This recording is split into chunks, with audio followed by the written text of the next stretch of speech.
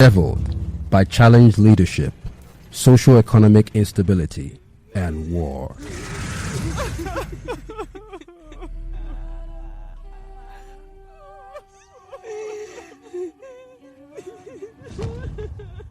In the midst of the chaos, there exists a group of individuals and organizations working to rewrite this narrative.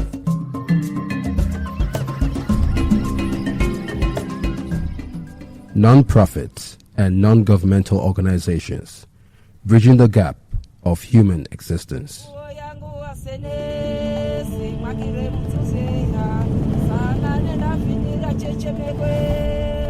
Telling stories about the third sector. My name is Kemak Onyenuchea.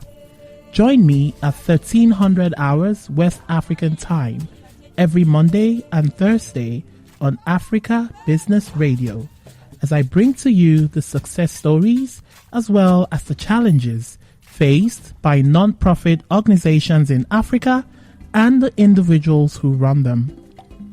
Log on to www.africabusinessradio.com or download the Africa Business Radio app on Google Play Store and Apple Store. The third sector on Africa Business Radio, towards a profitable Africa.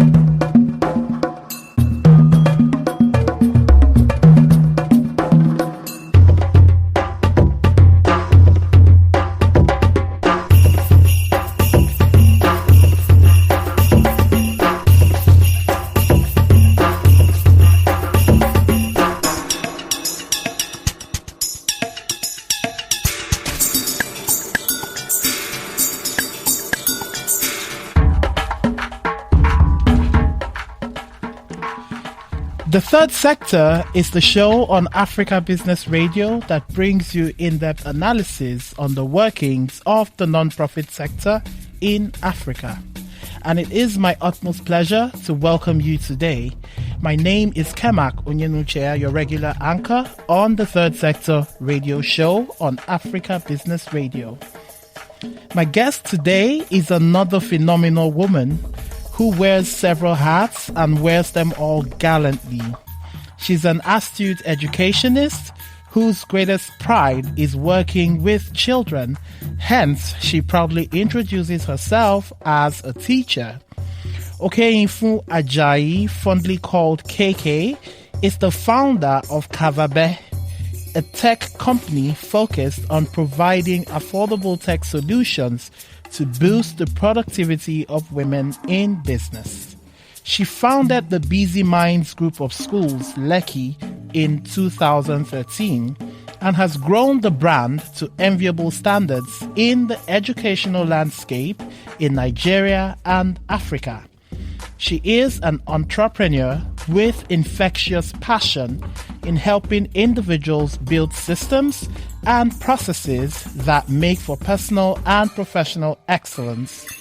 She has ample experience consulting with non-profits as well as for-profit organizations via her several social enterprise concerns, particularly in establishing organizational structure and functionality in their operations. KK is a firm believer in inherent passion, but also strongly posits that passion alone, without the necessary adaptive mindset, skill set, and requisite protocol, will sustain the launch of your business or non-profit, but will certainly not lead to El Dorado. She joins me today on the Third Sector to discuss organizational business protocols. Once again, my name is Kemak Onyenuchea and I welcome you to the Third Sector on Africa Business Radio. KK, it's such a pleasure to have you here. Same here. With really your exciting, infectious smile and your boisterous energy, I am so excited that I get to share today with you. So, Usually on this show, I like to get my guests, people such as you, to tell us their backstory. Now, I know a bit about where you're coming from. I know a bit about your family dynamic, but lots of people listening, and especially for that young man or that young woman who has passion to go into any kind of non-profit operations or like a social enterprise, and they want to know, this person I'm listening to today, what's their journey? Where are they coming from? What have they encountered? Because those would serve as roadmaps and, of course, landmarks that can direct and help them carve, a profitable niche for themselves as they journey in their life. So can you tell us a bit about your background, where you're coming from? I know your parents are university dons. Yes. So let's hear from you. Okay, so I come from a background of education, though I never imagined that I would be ever going to education. That's my basic background. And skip to the part where I was in secondary school, and I would always travel out of Benin, because my background was Benin, and go to places. And the major and most interesting place for us was coming to Lagos. And there was this one time where I decided to get a job, and I got a job in a video rental. And I think that's where all of it started, really, somewhere down there in my subconscious. And every time we worked shift, so I worked morning shift because I was young, so I couldn't work the night shift. You were about 15 at the point? 13, 14, I think about that. Yes, I was young, at least back then. I thought it was young. These days, people are starting businesses at 9. Right. It's changed. Anyway, so and after my shift, when I'd come back the next day, they'll tell me money was missing. And I'm like, how? And it just occurred to me, I think after I paid back the 4th or the 5th time, and I said, you know what? I would create a little mini bookkeeping. I didn't know that was what it was called then. I just got a book. And every time people came in and did transactions with us while I was there, I would record it. And total up how much it was. And then sum it up. I got somebody else to co-sign, count the money co-sign. And that was the end of it. So, and that just occurred to me. And that helped. It really helped. And that in its sense was structure, isn't it? Exactly. When you think of the terms of business structure. And that was it. And so growing up, and then I started to work, and it was tough. Because, people wake up and they see you and they're wondering, oh, I would like to be like you. But they don't see the journey. It was really tough. There were times where I would take the bus, and it wasn't a big deal because I knew where I was going. Every single experience I've had along the way, right from when I worked at Dunlop Nigeria PLC to when I worked in a printing firm, has brought me to where I am today. And it will be great for people out there who are trying to step into the entrepreneurship space. I always say, intern, work for a bit, understand the discipline of waking up every single morning and doing that job. You will then understand that even though passion is great, but sometimes when you are stuck in that discipline, the routine gets to you. So that's the advice I would give to them, that a lot of us who are entrepreneurs today and who have stuck with it is because we started from somewhere and we understood that it doesn't come just like that. It actually does take time to mature and to get to the space where you want to be. And the reality really is, it changes, doesn't it? The goalpost keeps changing. And so you get to this spot today, and then tomorrow you're like, oh, you know what? Let me climb that mountain. Right. But what sustains you is because you can see. And you can see how your business is growing and moving, almost like changing right before you. So that's the kind of advice. It's actually awesome that you started with, I call the power of mentorship. Because for the most part, especially people in the millennial generation and the Generation Zs, everyone is passionate about something, wants to make a change in the world, either in business, in social service, in the non-profit sector. But I realize, and I always take umbrage to that fact, and I actually am guilty of this. Oh, really? The lack of what you called internship, or the lack of mentoring, the lack of serving under someone else.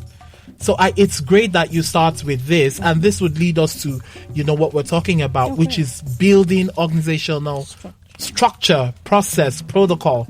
Can you tell, now you set up like a social service called the Business Protocol. Yes. Can you tell us a bit about that? Okay, so in my journey, I found that again, there are a lot of people who are really passionate about a lot of different things, and the passion just almost changes once it's hard. And I'm like, okay, we were passionate 2 months ago, and then it's tough, and then you're passionate again for something else.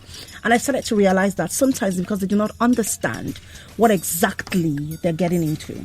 And so it's great to have that background, or to have that mentor, like you call it, say to you that, oh, you know, this thing you're getting into, these are the things that you would encounter. For example, I would go with education because that's my primary space. Right. So starting up a school, beyond the capital outlay, there is the day-to-day grind of speaking with parents, of ensuring that a child doesn't get hurt under your care, of ensuring that learning is actually taking place, not just teaching, of setting up proper evaluation techniques. And what then happens is, because some people get into it and they don't understand the entire framework within which the education space works, people ask them questions and they cannot answer. And then they begin to look really stupid.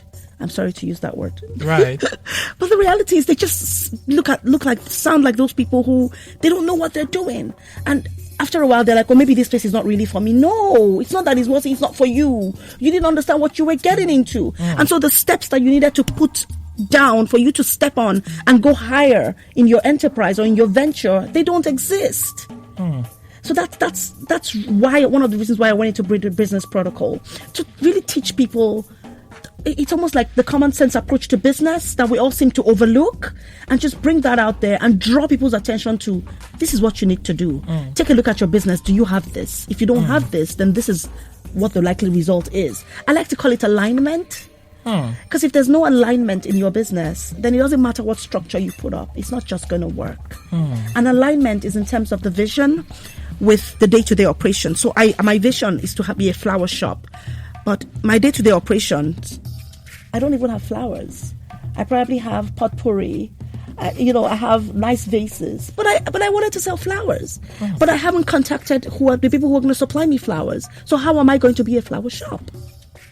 Wow. So it's things like that. And sometimes, sadly, Kimak, it's overlooked. You would think people would know, particularly in the non-profit sector, because that's a huge one. Because we're all running based on passion and the need to make a difference in our worlds, that we don't really step back to analyze, like you're saying, the process. Entire end to end. So when people tell me that they want to go into not-for-profit, I love it.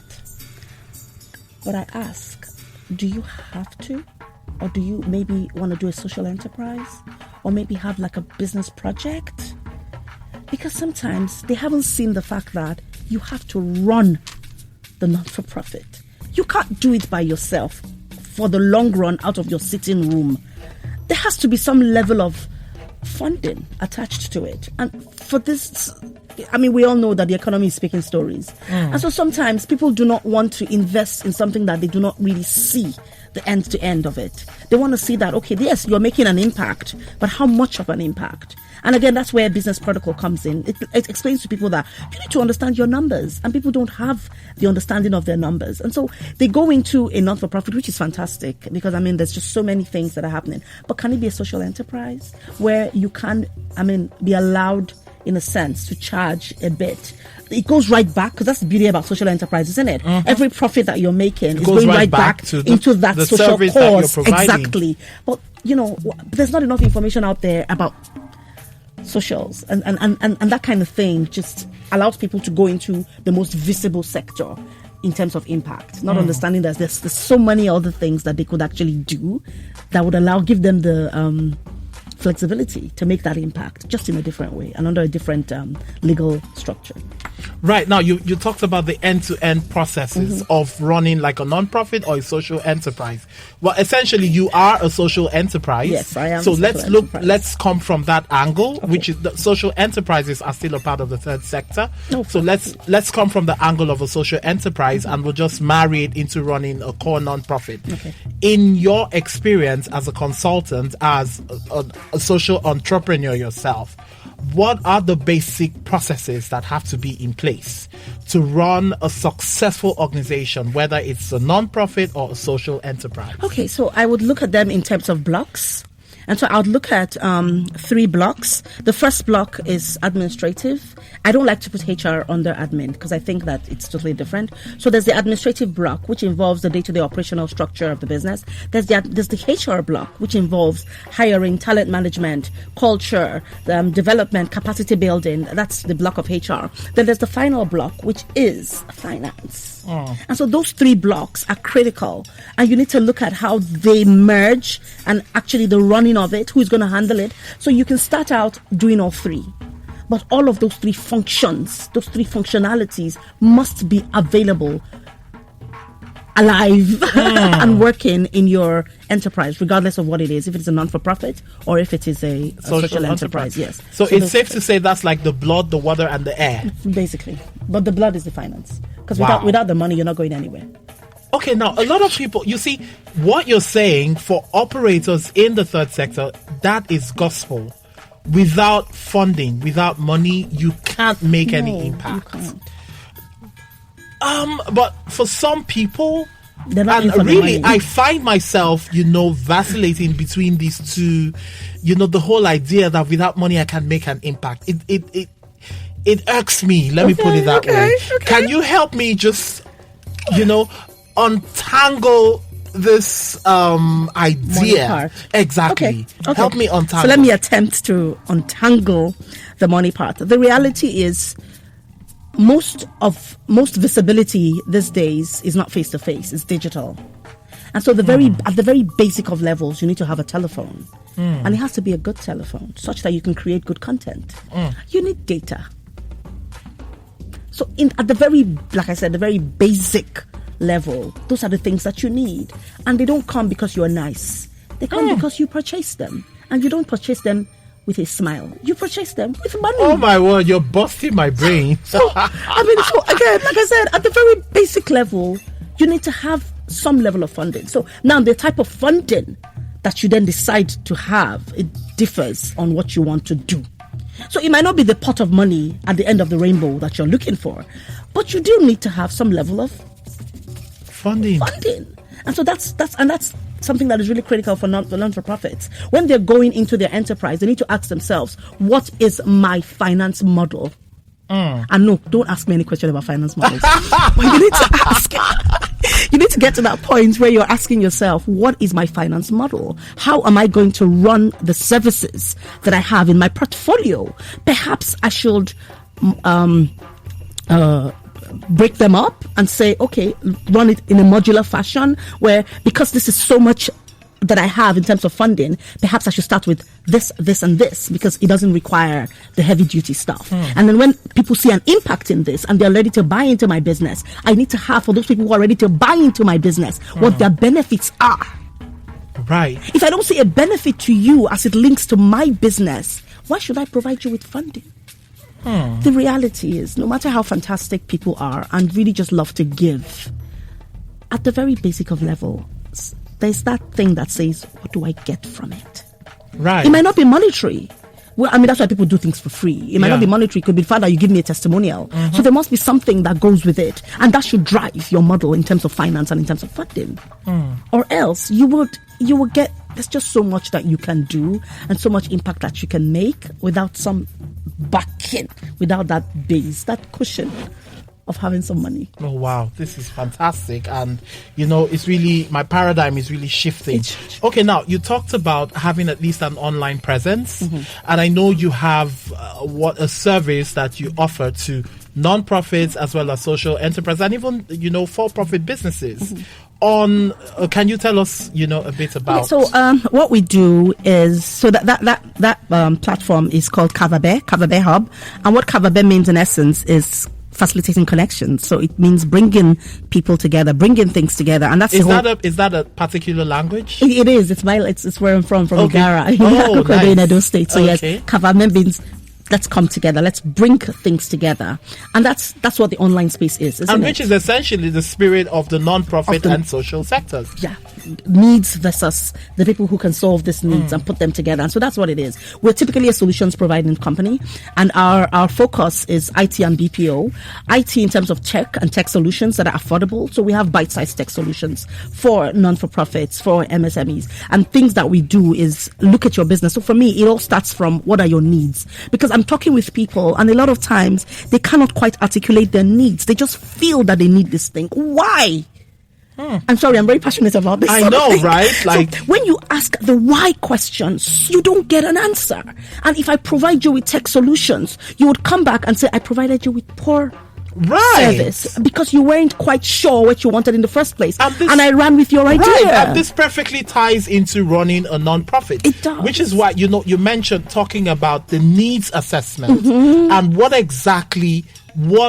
problems or what solutions you provide to the problems. Yeah. Because if you don't, succinctly define the problems and define the solutions, you can interact with people and they come back to haunt you. Yes. Despite the fact that you had best intentions. Yes. Because it wasn't clear to you in the first place. If it's not clear to you, you would send mixed signals to your listeners. And so that's why it must be clear to you. You must have the business alignment process, I would like to call it, in place. You must say, what is my vision? And actually articulate them. Write them down. People say writing is overrated. I say it is not. It's not. I agree. Write it down and look at it every day till you can see it. Then you can tell it. And then you can begin to live it. If you cannot tell it to a 5-year-old and explain exactly what it is that you're doing and why you're doing it, then you don't know exactly what it is that you're doing. Wow. Yes. That's the reality of it. Because sometimes your audience are like 5-year-olds in terms of selling your solutions to them. Yes? And that's what Kavabé does. We try and push you to be more reflective about what it is that you're doing and why you're doing it. So you want a website for e-commerce. Who is your audience? What sort of websites do they want? What kind of time do they want? If they're fast people on the go, then you cannot be thinking words. You must be thinking pictures because they can see it and flip it quickly. You must be thinking of huge data space because it will not be slow when loading. Right. Yeah, so all of those things are, but you see, again, we just go into things without actually seeking clarity for ourselves first. Yes, and it's really important that we do, or we will lose it along the way. Wow. Yes. Let's just take a breather to digest everything that KK has just said. This is really key as an operational protocol in every space, not just the non-profit space. No, every space. Even personally, to be honest. Why do I want to change my hairstyle? Do I have the money to sustain this hairstyle change? Do I have the time to go natural? There's just so many things that we do every day and we just take the decisions for granted without actually aligning them to the core of who we are. And so I like to get people to reflect. It's called self-leadership. If you can lead yourself, you can lead everybody else. But if there's a problem in that place where you're leading yourself, it just cascades. And it may not start off now. So one way to solve it is when you're hiring, which is why HR is such a big deal. You hire people that are not like you because you've, again, known who you are. And so you can recognize people who do not have your skill sets, whose weaknesses, who do not have your weaknesses and your skill sets. And you can leverage off of the strengths that they bring to the table and create an enterprise that does its job or that functions in the way it should function. But first you must create that alignment first or it's a big problem. Awesome. Thank you. Because as an operator in the non-profit space, I find that most of the time we're just driven by passion and an inherent need to do good. And then we find ourselves attracted to other people that have passion and the same desire to do good. But what you're saying now is just passion. Of course, that's your mantra. Passion will not take you where you're supposed to go. It's enough to start the journey. Yeah. Now, let me ask a question. Is it safe to say, based on your consulting experience with non-profits and for-profits, is it safe to say that the best, should I call it, module to run a non-profit organization does not really differ much from a for-profit. It doesn't. They're both businesses. One is making money, one is not. But they're both businesses. Right. Because you must sell your solutions to somebody, and somebody must be willing to fund your solution. On the other side, the for-profit, they are actively selling their solutions to people and getting money off them directly. But yours is even slightly more difficult because it might not be sellable. It might just be something that people like to talk about, but not necessarily want to do something about. And so you must sell it in such a way that they actually want to do something about it. Again, because you have created connections between this thing that you think you're so far removed from and the reality of what it is to you as an individual or as a corporation. So right. No, now, before we go on a musical break, I want you to talk a little bit about the startup mindset. I know you also have a product around, helping entrepreneurs, non-profit entrepreneurs and social entrepreneurs with the concept that you call the startup mindset. Let's talk a bit about that. Okay, so when you're starting a business, you started with a lot of passion, with a lot of drive to just get things done, right? And then you're just going, if I can use the onomatopoeia sounds. So that's what you do, and that's what startup mindset is. It simply tells you that in that drive to keep going, you must retain the mindset to understand that it's not about the how much I've grown, but about the impact I'm making. And that's how you start. And you must keep looking at it. So when you start, you realize, you know what, I don't have so much money. So I need to do this by myself. I need to do that by myself. I can't hire all these people. I must be lean. My HR, we run a very integrated system in terms of HR because we're not very many. And so all of those things, and then we start to get bigger. And then we forget about all of the structures that drove us to where we are today. So yes, what brought you to point A might not necessarily take you to point C. Wow. But still, you still need to have some of the elements of what made you start and that drive. And that's what the startup mindset is about. So we look at, again, these three huge chunks of areas in terms of HR, finance, and operations, and say, these need to, if you want your staff to stay, what do you need to do? If you want finance, what are the things that you need to do? What are the marketing and sales processes that need to be in place, and the operational excellence that you need to continue to project to create that synergy that you want in your business and just keep it flowing. So that's what the startup mindset does, and that's what it does for profit, non-for-profit, individuals. Yeah. Wow, this is awesome. It's not about how much I've grown, it's about the impact that I have served. Yeah. That's a huge nugget. And we're going to let our listeners dwell on this nugget for a few minutes as we go on a musical break. It's still the third sector on Africa Business Radio. The program continues in a moment. Don't go away.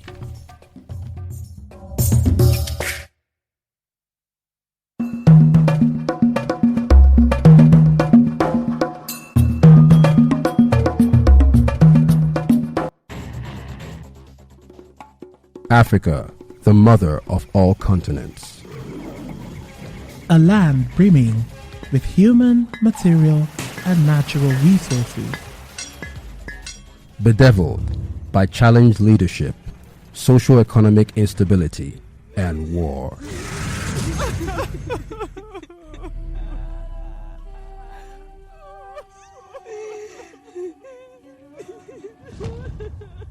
In the midst of the chaos, there exists a group of individuals and organizations working to rewrite this narrative.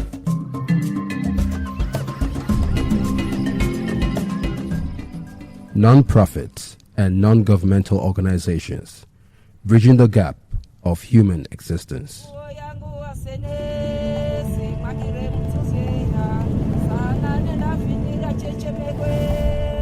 Telling stories about the third sector.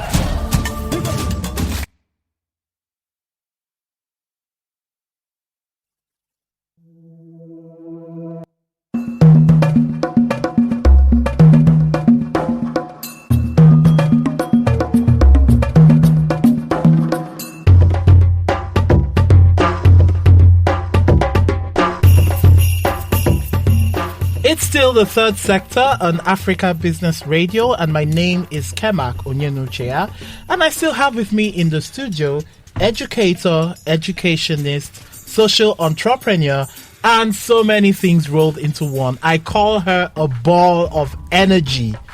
KK, you're welcome back to the show. Thank you so much. And thank you for being here. Like, so much has been said already. And these principles cut across board, from regular for-profit businesses to social enterprises and, of course, the non-profit sector. And something really huge that you mentioned, or that we arrived at in the course of the discussion, and which is a message that I really want third sector practitioners to understand, or, emerging third sector practitioners. There really is a very thin line in the business operations of a for-profit and a non-profit. Mm-hmm. And like you mentioned, it's the same principles, it's the same protocols that will make your organization sustainable and attractive, and at the same time, the same processes that non-profits use as marketing strategy or sales plan is what the non-profit needs to sell or market the solutions that they have to societal problems. Now, while we were on the musical break, you mentioned certain points that I want us to build on. The first was self-leadership for non-profit practitioners, because this show is tailored to the non-profit sector, and self-awareness. Now, those two things sound almost alike, but they're actually different. Yes. Can you build up on those two? Okay, so firstly, to be self-aware needs to understand yourself. It's an emotional space where you say, you know what, this is who I am, and these are the things that I do, and this is how the things I do or think affect other people. So then that builds into leadership, where because I know what it is that I do and how it affects other people, I need to be careful with how I do things. So let me give you an example, and I would use the non-for-profit space. In terms of HR, in the non-for-profit, you see a lot of volunteering going on. So volunteers come in, and a lot of times when they come in, they're there to learn something. Yes, they want to give, but at the base of it is the ability to just learn something of the other person. They may even not have recognized this, but because I'm self-aware, what I then do is say, okay, you know what, this person coming to work with me in this place, this is the kind of person I need. And so I'm looking for this kind of person, and these are the skills this person will learn when they leave me. So what I then do is create leadership structures such that once that person is there, I can ensure that that person goes through the range of skills that I need the person to grow in or grow at, because I'm that focused on I'm that aware of who I am as an individual and who these people working with me are, and the kind of impact that I want to make through them and in them as well. So that's just a classic example of those two concepts. Now, how can, because it's back to this general, there's so much clogging and a lack of clarity in the non-profit space, because I think it's against the backdrop of your, would I say, offering a service or bringing a solution that the direct beneficiaries do not necessarily pay for. So, like you mentioned, lots of things are taken for granted. Now, how would a non-profit practitioner understand, grow from self-awareness to leadership, and be able to translate that into the their solutions, business. Their business, like you say? So the first thing is to understand who you are as an individual. And so you have to go through a reflective process. I always go to alignment, because that's what I do. You have to first of all align yourself and say, who am I as an individual? What are my skills? Because that's where you should start from, isn't it? I love this thing, I'm skilled at it, and people need it, so I should go for it. Yes, so you need to look at it and say, okay, who am I as an individual, and what are the skills that I'm bringing to the table first and foremost? What are the things that affect me, and why do they affect me, and why do I think these people need my service, and they're not just happy begging money on the road, and so why should I have to start an entrepreneurship academy that is free and have them in there instead of being on the streets and asking for money? And so again, you need to identify those things in yourself. Now, leadership is the act of moving people towards a certain goal. And that could be just you in a place where you're the only one who is working in the enterprise or in this non-for-profit. You need to identify where are the places I need to go. And how do I take myself there? So what are the specific actions I need to take to get there? Now, sometimes you may not have that skill. So you need to go for the sort of training that gives you that skill to actually sit down and chunk up the actions that you need to take to achieve that goal. That's where a non-for-profit needs to look at it and say, this is who I am. This is the space I want to play in. This is how I need to move into that space. These are how I will present my solutions in that space. These are the sort of people that I need funding from, because their corporate culture aligns with what it is that I am doing. And I know I can feed them because I can provide, not support. I can provide the benefits are clearly visible if they're supporting me.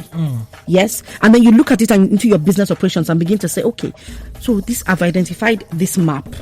So what are the things I must do every single day to help me achieve this goal that I'm going to? And you need to write it down. So people are very vague. They say things like, again, just a very easy example. I need to call my mom today to ask how she was doing. How she was doing in terms of what? Within what context? Because if you have 10 people to call and I call my mom to ask how she's doing, that conversation can last for 2 hours. Right. I've exhausted my credit. I've exhausted my time. So in terms, I've killed my timeline in terms of things I need to do. So you need to say, call my mom to talk about how she was doing based on the fact that her car had a problem. And so when I know I've finished with that conversation, okay, mom. So it has to trickle down to the very minutest detail of actions. That's why if you see some people's calendars, every single second is accounted for. Wow. It's because they understand that, you know what, if I don't put myself in this space, I may not do what I need to do. And that's the import of that's the importance of self-leadership. Now, when you have several people working with you, because you have created that structure for how your business needs to run in terms of, like I said, the 3 chunks that I look at it, HR, finance, and administrative. It's easy to plug people into those spaces. And that frees you up a bit more to then begin to think of strategy and strategic relationships. So that's how it all ties in for a non-for-profit. And again, like I said, it's always volunteers that work a lot. Not a lot of staff in non-for-profits are full-time staff. It's part-time and it's volunteers. So if you don't have those clear metrics, you can't even evaluate your program in terms of impact. And so you're just in a space where you're just going round in circles without actually hitting the goals that you want to hit. And it can get really frustrating. Great. Now, I'm glad you mentioned this or spoke about frustration.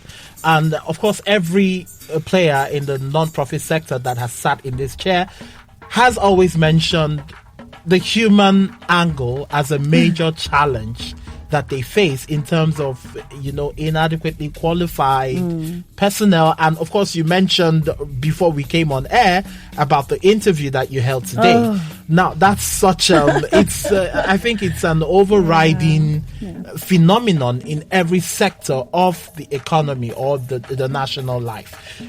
But I want to ask a question, and I know I have a lot of friends who operate in the third sector and they're stuck in this quagmire.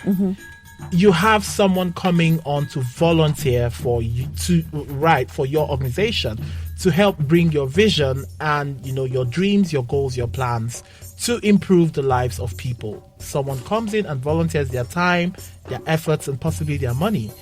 But by the time you get to map out all what you've said and have a clear picture, you realize that this person doesn't really align. What advice would you have for a third sector practitioner, knowing that there's power in strength, and for the typical non-profit practitioner, I would rather have more people than less, right? Because that's the mindset. I don't know why you guys are that. So, what advice? Oh my God! Taking into quantity is not synonymous with quality. It never is. It never will be. Oh my word. And that's it. So you have 10 people, and those 10 people are not doing anything. They're actively disengaged. And there's a difference between people being disengaged and people being actively disengaged. You have 4 people out of 10 doing the work. The other 6 are disengaged or actively disengaged. And what then happens is they're talking and distracting the engaged people. So at the end of the day, you're not getting as much done. So why don't you focus on the 4? So you want to have 10. Okay, so must that 10 be in the office? Are there other things they could be doing outside of the office for which you give them basic training for, and then they can go out in the environment and do some of those things, but let the 4 who are meant to be in the office work? Can this person who's coming with a lot of money, can we say, okay, you know what, you're coming with a lot of money, can you help us review these letters we have written? Find places that are not high impact in terms of, yes, they're not high impact in terms of how it will derail you, if I can use that word, from your purpose or from your goals. And that's what you do. It starts with having that mindset that says, what is it that I'm doing and why am I doing it? Who do I need to do it? What are the skills that I don't have? What are my weaknesses? Who can be supportive of me? If you write all of those things down, or, think them up, or whatever, speak them in the air, whatever it is that that happens. But you have it clearly itemized. When people come to you, so HR, people feel recruitment is just a one thing that happens. It's an activity. It's not. It's a process. And it starts, first of all, by identifying what is it that we need in the organization. Who is the profile of this person that we need in the organization? What are the skill sets this person needs to have?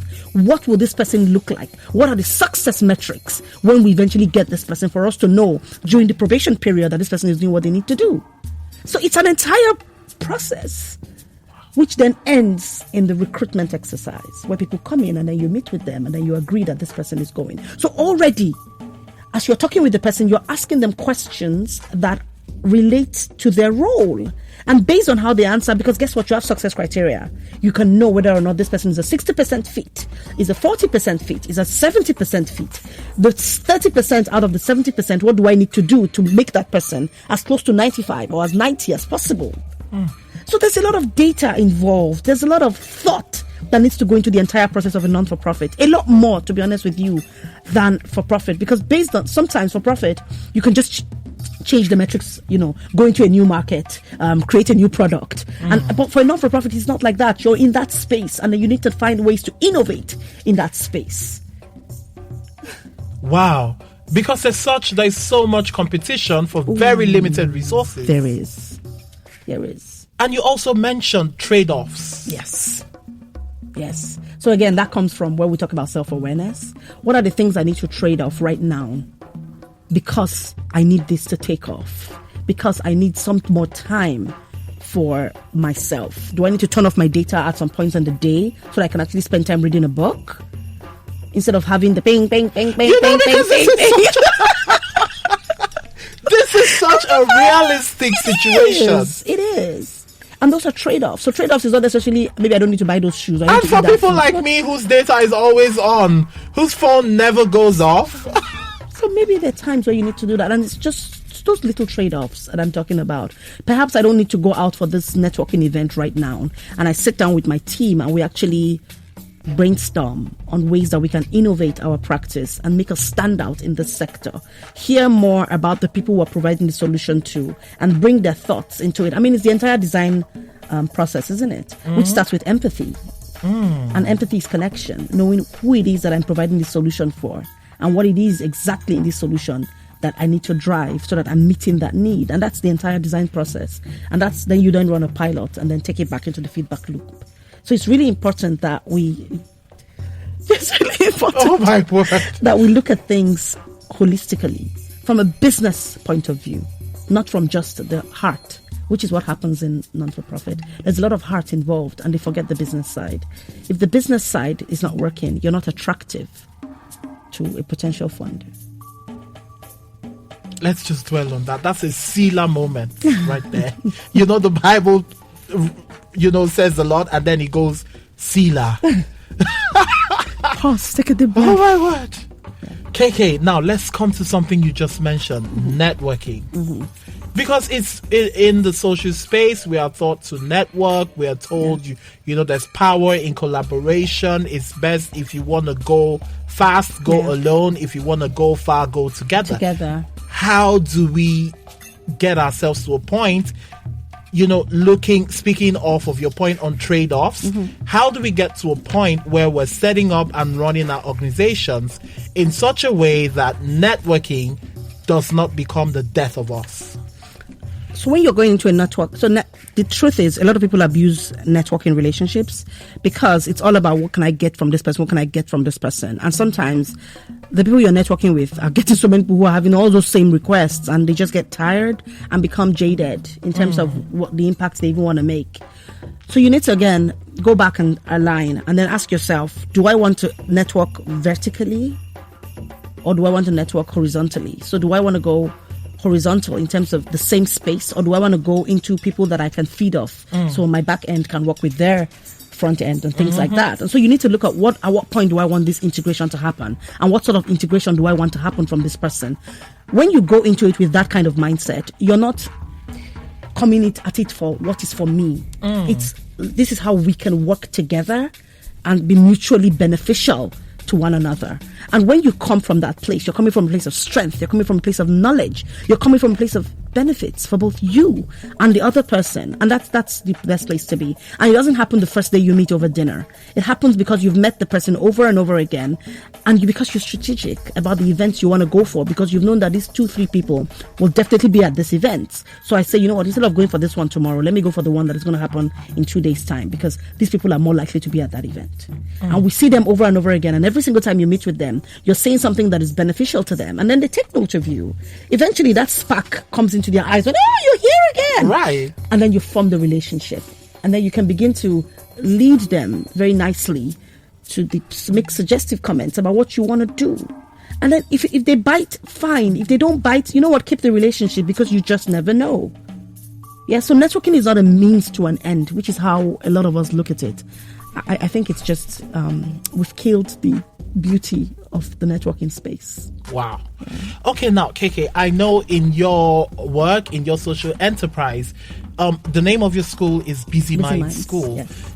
You have a very unique approach to entrepreneurship with your children, and that's from a very early start, helping the children to acquire a skill. Yeah. Can you tell us about that? Okay, so again, maybe because I live in the real world and I'm quite pragmatic in the way that I see things and the way that I approach things. And so I've come to realize that if you do not have critical thinking skills and you do not come to the table with a solutions mindset, you would be like everybody else, because everybody knows the problems. It's solving them that is the issue. Yeah, so what we do basically is we have an entrepreneurship and leadership framework, and that is what our curriculum revolves around. And it is saying, how can I be of service? These things I'm learning in the classroom, what do they look like in the real world? So you're creating connections in the real world and forcing recognition. So because of what I've learned in the classroom, I recognize that this is a problem and I can solve it. And because I have the skills to solving it, I can immediately step into that space. Another thing that we do really actively is that right from when you come into the school from GSS 1, you actually begin to learn a skill. You begin to learn a skill. You say, maybe in GSS 1, you learn how to use sewing thread to design a t-shirt. And that could be all that you learn. You could understand how you can use shapes and an applique. And that's all that you learn, and that's fine. But as you go older, then the other skills that you've garnered across all the way to GSS 3 or year 12, as we call it these days. And that gives you a huge portfolio of things you can do with yourself outside of school, outside of your CV, outside of your certificate. And it's critical, because with people like that, you have a mind that works. And at every single stage, we always bring in the design process. It starts from empathy. If you're not empathetic with the people that you're solving problems for, then you're not solving their problems. You're trying to make a name for yourself. Wow. And so that needs to come in. Can you say that again? If you're not empathetic with the people you're trying to solve a problem for, you are not solving a real problem. You're just making a name for yourself. Yeah. But that's the reality of it. That's the reality of it. And we need to get that right into the children. So if I get into government tomorrow and I want to create a dam that is going to flood the area of somebody who was in my class, I will understand that, ouch, that might hurt this person. And so I may think maybe relocating them first before I create a dam, or just helping them see the benefits of moving. I can just be more people-oriented. And the more people-oriented we are, the better this world is. AI is fantastic, but it doesn't replace somebody who thinks and somebody who actually feels. It just doesn't. It's not yet, anyway. Right. And I can't say about that. We don't know. That's just the best way to put it. I hope it doesn't get to replace feelings and emotions associated with being human. So that's the framework that we use. And it's really interesting because at the beginning, the children can't engage with it. Because it's a lot in this environment about math and English and science and your score. But the reality is a lot more than that, especially when you get into the workspace and we start to think about, like you just mentioned, collaborations and leadership and accountability. And all of those things need to come into bear in the curriculum, or there would be a problem with the graduates we're turning out. Right. I know you also have a project around safety called the USafe project. Yes. Let's hear a bit about that. Ooh, so that has been so frustrating. Yes, I said it. Oh my word. Yes. Because it's a really innovative solution, right? And you don't need any hardware. But again, we're so stuck in the old ways that people want a biometrics machine. And we don't do that. All you get is a simple code. And once you come in and punch in that code, it sends a message to the parents, to you, to the school, to say this child has been picked up. And it is so easy. I mean, schools who use it love it.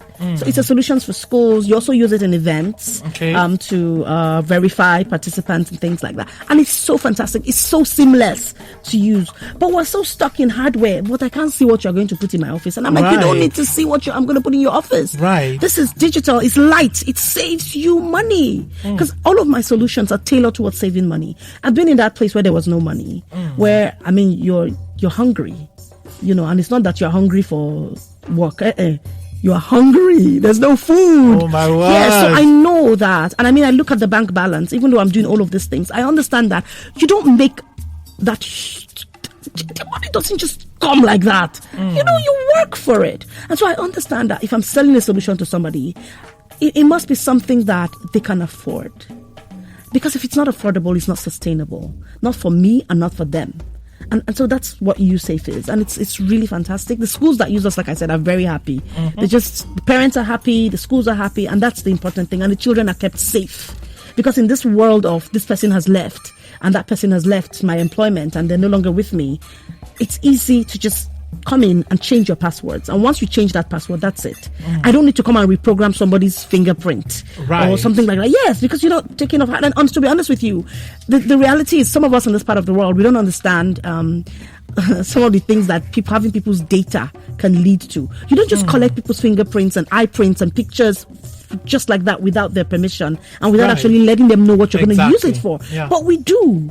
But we're going to get to that space, and we are getting there really quickly, even in this part of the world, where people begin to say, what are you using my fingerprint for? So where did you sell it? Did you all sorts? Because anything can happen. Because there's a lot of identity theft going on. There is. I didn't want to go there, but there is.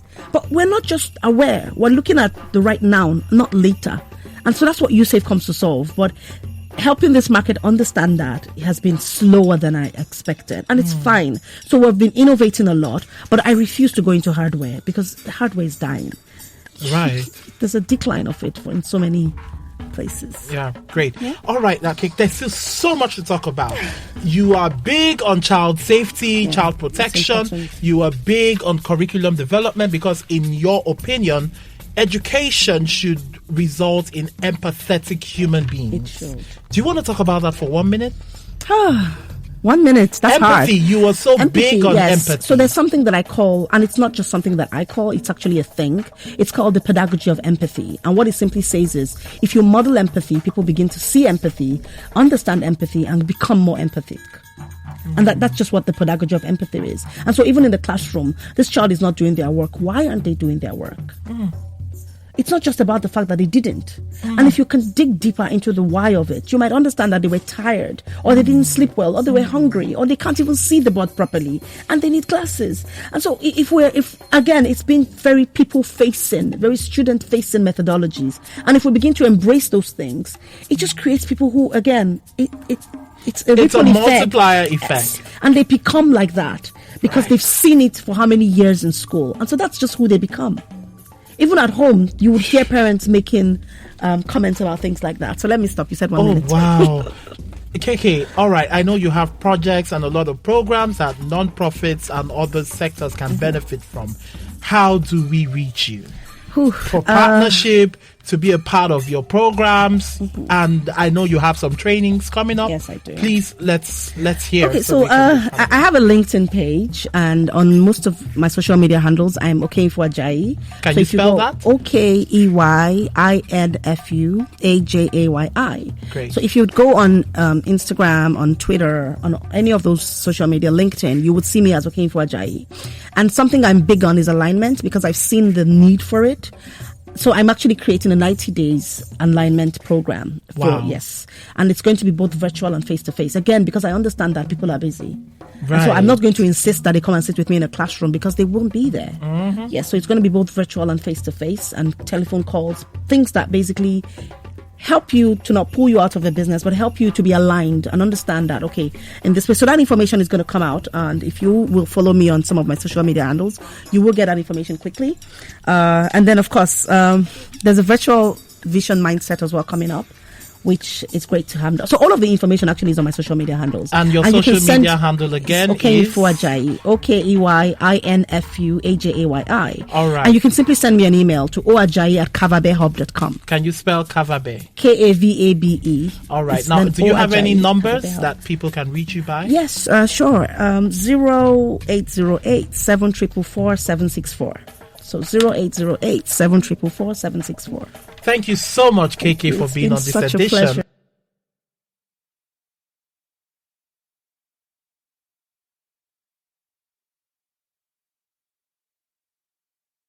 Of the third sector. And of course, I'm going to bring you back. Thank you, listeners, for being a part of today's show on the third sector. You can follow me on my personal Instagram at kemak.o. That's KEMAK.o. And you can download the Africa Business Radio app on Google Play Store and on Apple Store to be a part of this and other conversations. I'll see you on the next edition of the third sector. Goodbye and God bless you. You're listening to Africa Business Radio, where you get up-to-date insights on the Africa business landscape. Log on to www.africabusinessradio.com. Your favorite shows are available on podcasts. Download them on our website and mobile app. Africa Business Radio, towards a profitable Africa.